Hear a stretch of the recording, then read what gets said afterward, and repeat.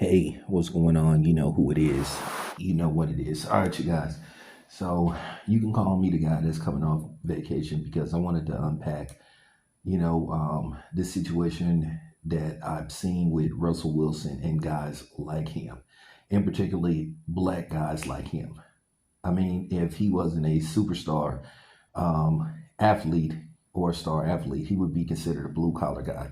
He's the epitome of what a lot of women, and particularly black women, talk about that they don't respect, that they like to walk all over, that they call boring. I think that's a form of a sickness, and we really got to start having these conversations. I think that's a sickness.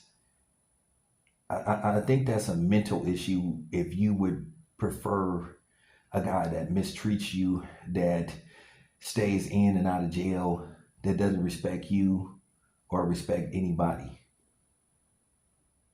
And for you to be turned on by that, that says a lot about you and a lot about your character. But we as a whole, we as a community, we don't want to have these type of conversations, especially when you direct this towards black women and holding them accountable. You direct it towards them, they will somehow, some way try to direct it towards you. They will try to direct it towards any other direction except themselves.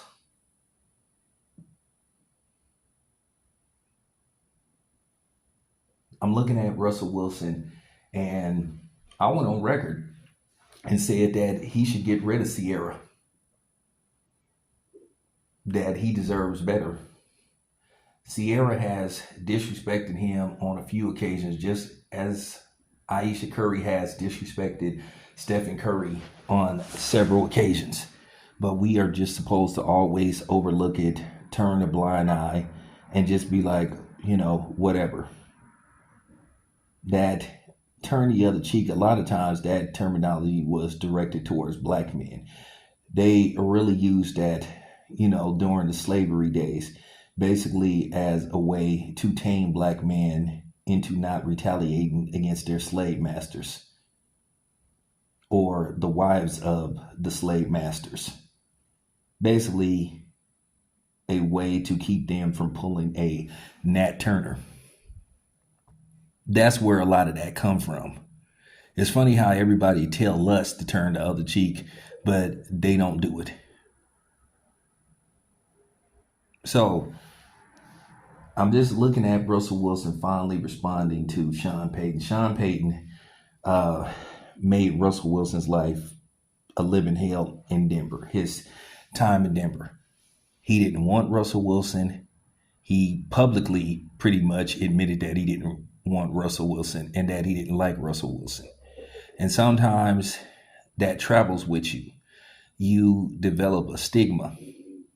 And, you see other people talking about Russell Wilson like, Marshawn Lynch, because Marshawn Lynch don't respect guys like Russell Wilson. And that came out of Marshawn Lynch's own mouth, not verbatim, but insinuating, because Russell Wilson is not what you would call a urban street dude type of black man. And once again, that's another sickness that is hindering the black community. Us looking down on each other based off how street we are or how street we're not. At the end of the day, we're all black. We still have the same struggle. I can be a guy that could be raised in the suburbs and I go into the wrong neighborhood and they could do bad things to me up into taking my life. And they're not going to give a fuck whether I come from the suburbs. They're not going to care if I use, proper English. They ain't going to care if I use slang. They not going to give a damn about none of that stuff. And as black people, we got to start having these conversations and stop running away from it. And that's just real talk. Like I said with Russell Wilson, he is that stigma, that poster child, as being quote unquote boring and all that kind of stuff. Like I said, he should have got rid of Sierra when she made that song talking about independent women who don't need a man. And I lost all respect for Sierra because I thought that was fucked up what she did. She humiliated her husband. Well, if you so independent, why don't you leave him? You so independent, why did he end up adopting your son and giving him his last name and he belonged to somebody else? And then keep in mind her, her baby daddy, Future. He kind of insinuated that every once in a while, he was getting his Marion on, his touch. He insinuated that. Wouldn't surprise me. And then when people called Sierra out for that, of course, you heard the typical, well, if he doesn't have a problem, he hasn't said anything about it. I mean, is he supposed to? That would cause another stir. That would cause another problem.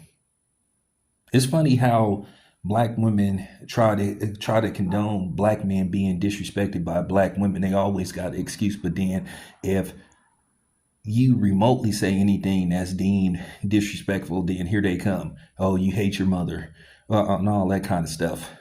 Typical bullshit, typical shaming tactics. And that's just the honest to God truth. But that type of stuff don't work on me. You can't shame me.